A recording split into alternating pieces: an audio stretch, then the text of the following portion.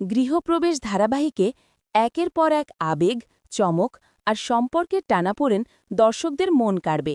ভালোবাসা, অভিমান আর লুকানো অনুভূতির এই পর্ব যেন গল্পকে এক নতুন মোড়ে নিয়ে যায়। আরিয়া ও আকাশের নীরব দূরত্ব। পর্বের শুরুতেই দেখা যায় আরিয়া গভীর চিন্তায় ডুবে আছে। তার ভাবনার কেন্দ্রবিন্দু একটাই, সমু। আকাশ যখন তাকে জিজ্ঞেস করে কি হয়েছে, তখন আরিয়া কথাটা এড়িয়ে গিয়ে বলে, অকারণে বাড়াবাড়ি না করে ঘুমিয়ে পড়ো। কিন্তু আকাশ ঘর থেকে বেরিয়ে যেতেই আরিয়ার মন খুলে যায়। সে মনে মনে ভাবে সে ইতিমধ্যেই সমুর জন্য একটি সুন্দর পাঞ্জাবি কিনেছে। আগামীকাল কলেজে গিয়ে সেটাই সে উপহার দেবে। এখানেই বোঝা যায় আরিয়ার কঠিন বাইরের আবরণ ভেদ করে ভেতরে ভেতরে নরম একটা অনুভূতি জন্ম নিচ্ছে। মোহনাদের বাড়িতে ব্যস্ততা তুঙ্গে। সবাই কোথাও যাওয়ার প্রস্তুতি নিচ্ছে। মোহনা অহনাকে বলে রান্নাঘরের বাসনপত্র গুছিয়ে নিতে, কারণ সেগুলোও সঙ্গে নিতে হবে।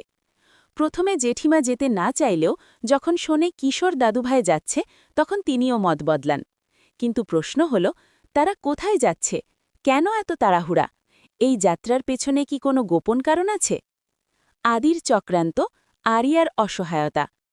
কলেজে যাওয়ার জন্য বেরিয়ে আরিয়া দেখে তার গাড়ি স্টার্ট নিচ্ছে না। ঠিক তখনই হাজির আদি। দর্শক বুঝতে পারে এটা কোনো সাধারণ সমস্যা নয়, বরং আদির পরিকল্পিত চাল।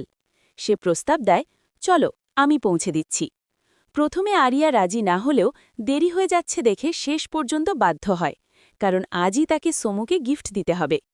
গাড়ির ভিতর আদি চেষ্টা করে আরিয়াকে বোঝাতে তার মা আর আকাশের সম্পর্ককে মেনে নেওয়ার জন্য, কিন্তু আরিয়া সোজাসাপটা জানিয়ে দেয়, আমার বাবার জায়গা কেউ নিতে পারবে না। এই সংলাপেই বোঝা যায় আরিয়ার ভেতরের ক্ষত এখনও শুকায়নি। কলেজে খুনসুটি আর লুকানো ভালোবাসা। সমু বন্ধুর সঙ্গে টিউশন নিয়ে কথা বলছিল। হঠাৎ এক অচেনা ছেলে এসে তাকে একটি ব্যাগ দিয়ে যায়। ব্যাগ খুলতেই দেখা যায় ভেতরে দামি পাঞ্জাবি।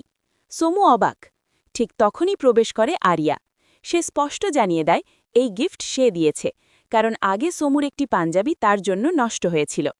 সমু নিতে না চাইলে আরিয়া হুমকি দেয়, না নিলে কিন্তু সবার সামনে চিৎকার করব। অবশেষে সমু লজ্জায় হাসিতে বাধ্য হয়ে গিফট নেয়। এই দৃশ্যে তাদের মিষ্টি খুনসুটি দর্শকদের মুখে হাসি ফোটায়। অনুভূতির উপলব্ধি ও চমক। সমুর সামনে দাঁড়িয়ে আরিয়া হঠাৎ বুঝতে পারে তার অনুভূতিটা শুধুই বন্ধুত্ব নয়, সে নিজেই অবাক হয়ে যায় নিজের মনে জন্ম নেওয়া টান দেখে।